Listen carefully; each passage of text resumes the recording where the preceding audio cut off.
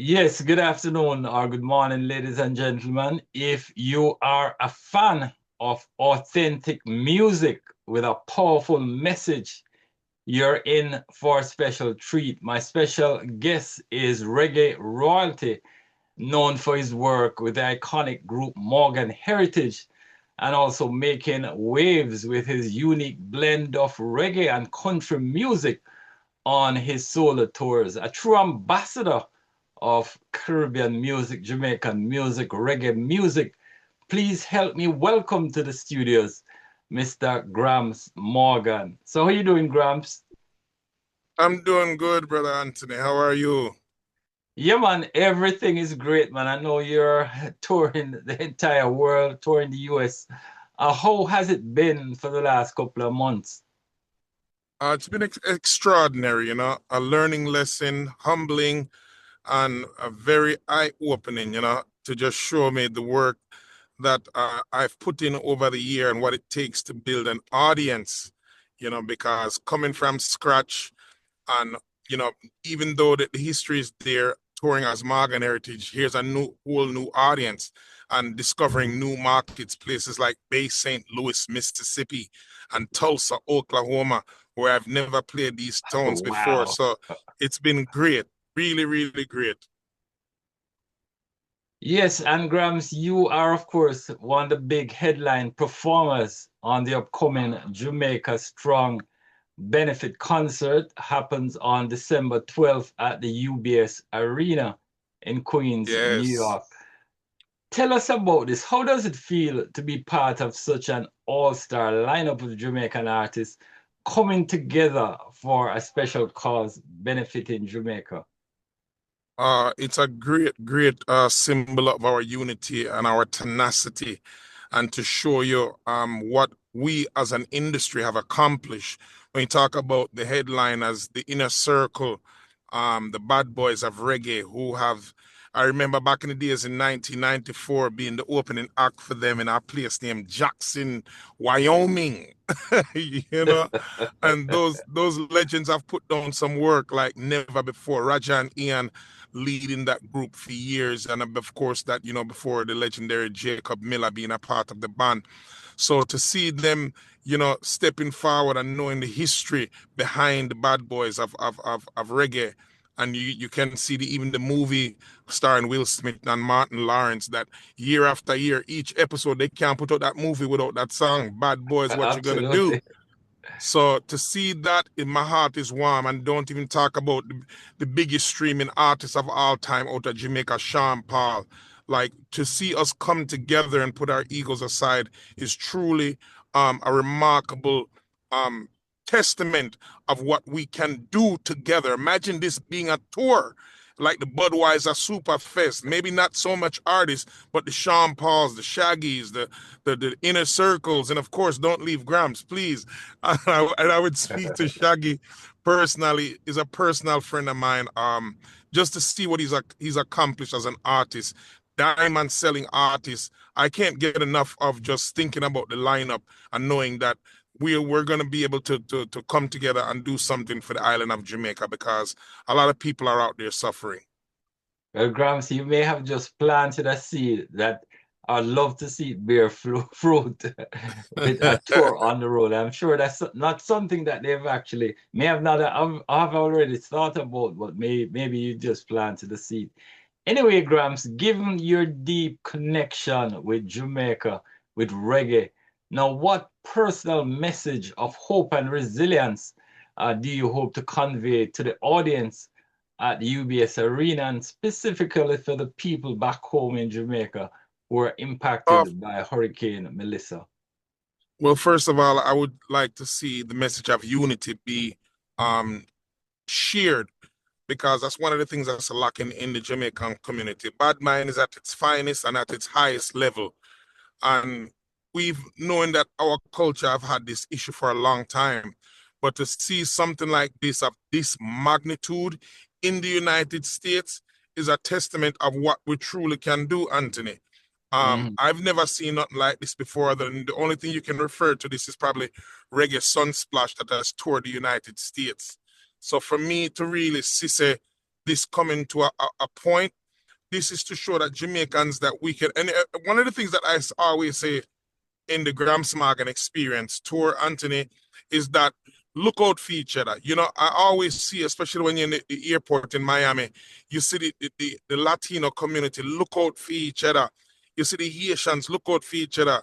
And I'm imploring that the Jamaicans will look out for each other as a country, whether you're in the UK, whether you're in Canada, America, or the Caribbean.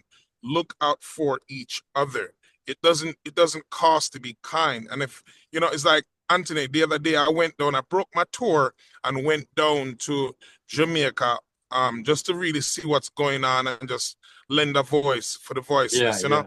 And when I went up in some of the hills up in Trelawney and went in the back bush, me not talk about on the front way where all the beautiful hotels are. I'm Really? talking way up in the mountains, and you see people in the riverbed them. Anthony, when you see Wow. people in the riverbed again, going back to where, you know, people washing clothes in the river, Down catching by the water. river. Yes, down by the river. See people bathing and catching Wow. the water where they might go cook. It's really saying, you know, maybe without the preparation of where we're coming from, it would have been hard for us, you know, because Yeah, this did yeah. happen maybe in the United States.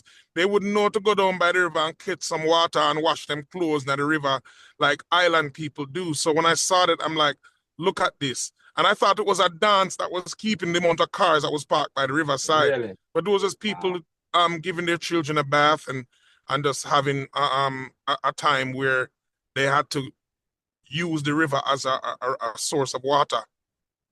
Wow. Oh, that's a powerful message, Gramps. Yeah, man. Anyway, your latest single, let's talk about it. Where My Heart Belongs. And Oh, it's yes. ironic that you're talking about unity and strength because I'm imagining this is where your heart belongs. Now, it was just Yes. released this month. Introduce the song to us, Gramps. Let's take a listen and then we'll come back and talk about it on the other side. So let's take a listen. In fact, Gramps, just Let's do it. introduce the song for us, please. Well, this is a world premiere with my brethren Anthony Turner, Friends for Years Without Tears. This is the latest single on Dada Sun Entertainment by me, Gramps Smog, and it's called Where My Heart Belongs. All right. Now that we've heard that song, Gramps, can you tell us a little bit about the inspiration behind this powerful song and the creative process that went into making the song? It's for every patriotic Jamaican that is away in the UK, that is away in Japan, that is away in Cayman Island, that is away in the Bahamas, Turks and Caicos, that is away in St. Martin, that is away in the United States, Canada, and miss home, want to come home, but it's not time yet. Them still have work to do, or they're not ready to come home, but their heart doesn't change. The place doesn't change. You can take a man out of the land, but you can't take the country out of the man or that person or the woman or that child. So it's a song of comfort to remind them, say, even though you may be living in Australia or whatever country it is, a foreign country, your heart can still remain where you come from. So it's a very patriotic song to remind those, and even those that love Jamaica, a lot of tourists that has been coming to Jamaica for many, many, many years. Like I know people that's been coming to Jamaica as a tourist to Montego Bay and to Negril for 30, 40 years. And that's their vacation spot that a lot of Mhm. people end up buying homes in Jamaica. So it's for that person where them heart just love Jamaica and wish to be there. And no matter where they are, that song is supposed to take them there. Wow, wow. And in the context of the benefit concert, how does the single connect with your Jamaican roots? Talk to us about that, Gramps. Well, it's a joy because it's going to be in New York, the state that I was born in. Of course, I was born in Brooklyn, New York. So all the Brooklynites, all the people from Jamaica, Queens, Long Island. Of course, it is a place where is central to the tri-state area, but people all over the United States. This is not just a New York thing. I implore to everyone all over the United States that wants to give a helping hand, everyone that feels like they're a part of the reggae and the dancehall fraternity and the culture of Jamaica, sports, fashion, the food. This is your chance to give back, because many people are asking, how can I give back? I want to do something. Even me here in Nashville, Tennessee, and there's families all over that want to be a part. This is your chance to help to be a part by getting one ticket or two. Maybe it can be an anniversary you're celebrating, or a birthday, or whatever it may be. But this is a chance that you can give back by purchasing a ticket. So I implore to everybody at the sound of my voice, wherever you are, come to New York on December the 12th and be a part of this momentous, I would say, occasion to see all of these artists, reggae and dancehall, come together for the cause of Jamaica. I love that message. And Gramps, you're known for blending reggae. You've done country music. You've done a little dancehall. Talk to us about being able to put all of these together musically.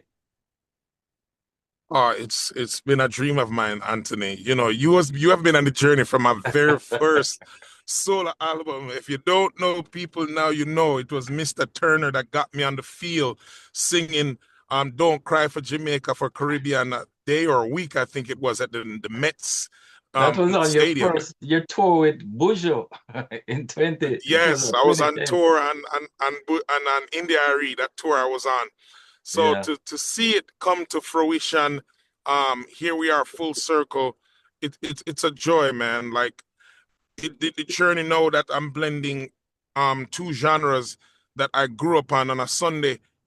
Anthony, on a Sunday, if anybody remember, Mhm. on Sunday when Rice and Peas are making it was several genres of music that was playing. You had country music, you had gospel, you had the Paragons, Toots and the Maytals, so you could Absolutely. hear all of those artists, and then you hear Kenny Rogers, you got to know when to go. You could I hear Charlie Pride, the Randy Exactly. Travis's, Dolly Parton, a Frank Sinatra, because Jamaicans are connoisseurs of music. It's the same thing on many different islands, like in the Philippines. You go on every corner in the Philippines, everybody's doing karaoke. So you Yeah, find yeah. that music is a very intricate part of people that may be going through suffering or living below standard levels, that even to the point of poverty. So music becomes a very important part of their life where it comforts them. So for me to blend these two genres, it's just my childhood, me reflecting back on when I was, 9, 10 years old. And my mother say, "Hey boy, I got to turn over the record there for me." Because we didn't have Spotify back then. When the record done, and the needle reached the label, you have to go turn over the record, not true. So for Absolutely. me to reflect on all of that and remember my mother singing one day at a time, see Jesus, that's all I'm asking of you. This reminds me of my childhood. So Mhm. I really, really just give thanks to the whole energy of understanding how much this is a part of my childhood. Wow, wow, wow. And I would be remiss if I didn't ask you this question, Gramps, because you've been able to have a successful solo career. And of course, your role in the legendary Morgan Heritage is Yes, everybody knows about that. How you're able to balance both and balance both so successful. well, my father used to be mesmerized by it. He used to be like, "Boy, you work hard, man. You so I managed to be a husband. You managed to take care of your group. You do your solo project. You dip on tour with Buju." And he was, and I still can't tell you, Anthony. I still can't tell you, except I know that it takes hard work. You Yeah, know, yeah, you have to want it.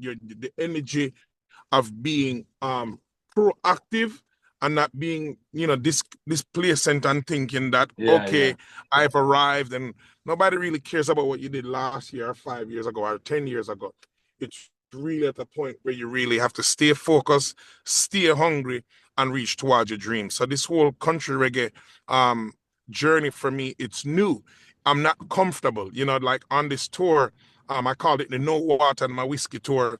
There were some nights the place was sold out in Bay St. Louis, Mississippi. a place. So that was encouraging.